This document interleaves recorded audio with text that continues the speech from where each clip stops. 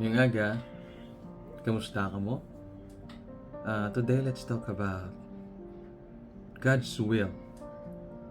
Is it worth the wait? Ang nakahambal bala sa Psalms chapter 27, verse 13 and 14. I remain confident of this. I will see the goodness of the Lord in the land of the living. Wait for the Lord.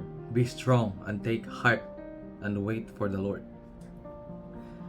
Today, let's talk about waiting in God's will. So, when the Lord tells us to wait on His will, He always has a clear reason. Number one is this is all about the benefit we can get sa iyang will. Wala na sa exemption, and waiting is very essential sa aton Christian life. It develop our obedience and patient sa paghulat sa kung anong gusto sa Ginoo matabo sa aton nga life with blessing. Kabalo ka mo ang pagiging patient bala sa mga bagay-bagay sa aton kabuhi. Budlay na siya. Sometimes nagkaka-fail ta de maghulat sa gusto sa Ginoo matabo sa aton nga kabuhi. Kagang nagkakatabo, we decide on our own. It brings distraction and painful consequences sa aton life. First nga mga nagkakatabo sa aton kung wala kita nagahulat sa will sang Ginoo. Number one is nagagwa kita sa iya nga will. Nag-decide kita on our own kag nag-obra kita sa decision nga for ourselves alone. Number two, nagaka-utod ang blessing sang Ginoo sa aton nga kabuhi kay every time that we work according sa will of God, it means blessed na siya. You don't have to pray nga Lord, bless this or bless that. It is given na. Pag nag-walk kita sa will sang Ginoo, it means blessed na siya. But the moment nga magwa kita, nagkakakat na siya ang blessing. Ikatatlo, nagadala na siya sang pain and suffering every time nga magwa kita bala sa gusto sang Ginoo motambo sa aton nga kabuhi. Kag ang sakit pa di hindi lang ni sa aton, it also affects other people's life, especially those people around us. Ang mga tao sa palibot ta, mga palangga ta sa kabuhi, nagkakadalahig ni sila. Kung i-base ta sa Bible stories bala nga mabasahan ta halin sa Old Testament ug sa New Testament, amo gini sila ang kalabanan nga nagakatabo nga every time nga magwa ka sa will ni Lord, may hindi gidya amo nga nagakatabo kag nagakomplikado ang pangabuhi isang tawo kung nagagawa siya sa gusto sang Ginoo matabo sa iya kabuhi.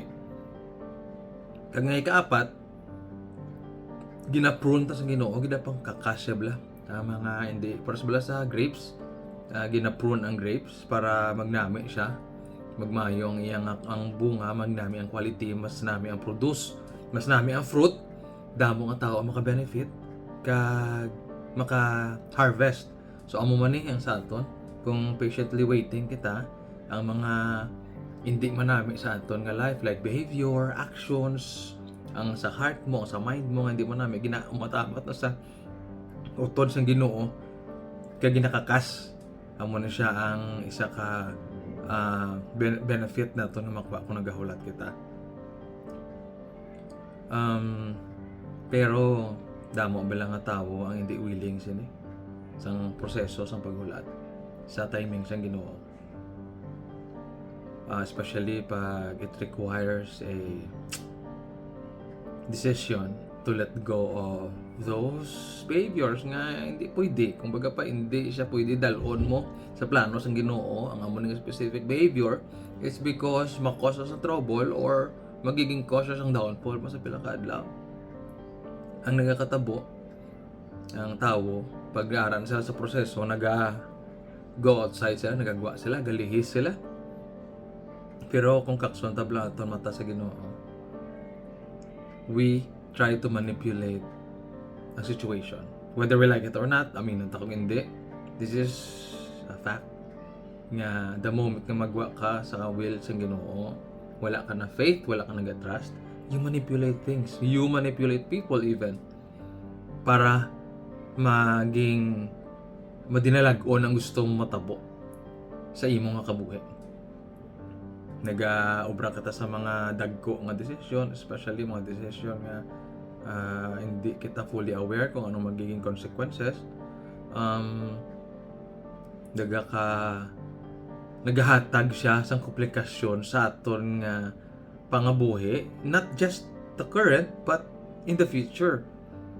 Kag isa siya kung isa sa rason nga nagakahulog kita sa sala or mag-ubra sa hindi amo. It's because of that. Nagagawa kita sa will sa Ginoo, we manipulate things, and then we try to control everything nga nagakatapos sa aton pangabuhi. Pero imagine niyo ba, no? Look back sa inyong life. Ang mga things nga nagyan nyo. Ato bala mga things nga gina-manipulate mo. Biskan ano ang imong effort, ano obrahon mo, makita mo gidya nga wala gidya. Wala gidya miura, tapos kapi-kapoy katama. It only shows nga wala kita sang power to control things in our life. Ang Ginoo lang gid ang miara sang gahom sina. So hindi ta na pag-i-attempt or i-try nga i-manipulate ang mga bagay-bagay sa atong life, ang situation, ang mga tao kay kabudlay sina. Tapos amo pa na sa kung kisa ang naging rason sa unanswered prayer sa aton nga perception. It's because we expect nga since ginobra ko na tanan ang effort ko, ang tanan nga pangabudlay amo ni matabo, but at the end of the day wala siya natabo. It's because ara ka sagwa sang will sa Ginoo. We need to repent and tag ang control sa Ginoo sa aton nga kabuhi. Hindi kita mag-step outside sang will sa Ginoo kay kung nag-step outside kita, it means nagauna kita sa iya, ginaunahan ta sa decision sa atong kabuhi. So we lose control and kakadula siya. Kakadula ang iya presensya, kakadula ang iya tingog. Imagine niyo bala ang tong mga times nga take control mong imong kabuhi. Very rare mo mabatian ang leading sang Ginoo, ang guidance sang Ginoo, ang tingog sang Holy Spirit. It's because you're on your own. Nakat na ang blessing. Hindi ka na, wala ka na discernment. Most of the time it's logical kag factual ang imong decision making.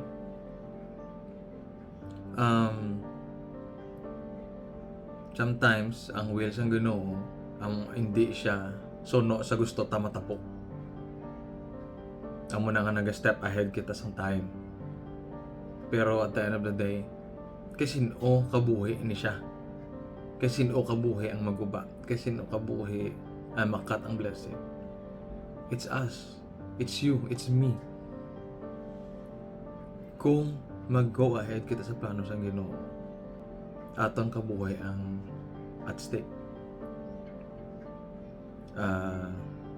Hindi, whether we like it or not, whether we deny it, but at the end of the day, ara lang ta permisa like ginhambal ba sa mga tigulang nga kadton mo gichika mo sa pila kadlaw.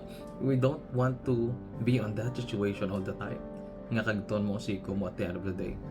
Kay ginatagaan kita bala sang Ginoo sang discernment, sang wisdom kung paano mag-make decision if we patiently wait sa iyang gusto kag ma-obey kita sa mga bagay nga ginapahimo niya. Mabudlay ni siya, pero it really requires faith and fear of God.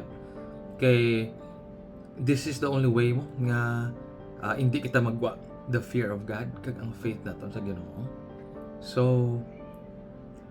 sa Psalms 27 chapter 1 bala, this is an assurance for us to be able to sustain and to keep moving according sa will sa Ginoo sa aton life. Psalms 27 chapter 1, the Lord is my light and my salvation. Whom shall I fear? The Lord is the stronghold of my life. Of whom shall I be afraid? Hindi ka magkahadlok nga maghulat kag mamati sa gusto sang Ginoo matabo sa imong pangabuhi. Kaya at the end of the day, mabudlay man na siya, masakit man siya, isa lang ang garantiya. It's the will of God and it's perfect and everything is beautiful in God's time. So, submit, obey, have faith, hindi ka pagbabayan sa Ginoo. Kay it's worth the wait ang will sa Ginoo sa kabuhay mo instead of you doing things, ignoring or all of the red flags in your life and end up in regrets. Why are we not choosing the path of celebrating the sacrifice that we made by waiting sa will sa Ginoo sa atong life? Nga mas ginapilit ta permi ang magregret, maginulsol instead of us celebrating with God and building more faith and relationship sa iya, because we don't want the process. It's a process. Follow the process. Have faith. Obey. Amo lang gihambal ni Jesus. My yoke is easy. My ways are simple.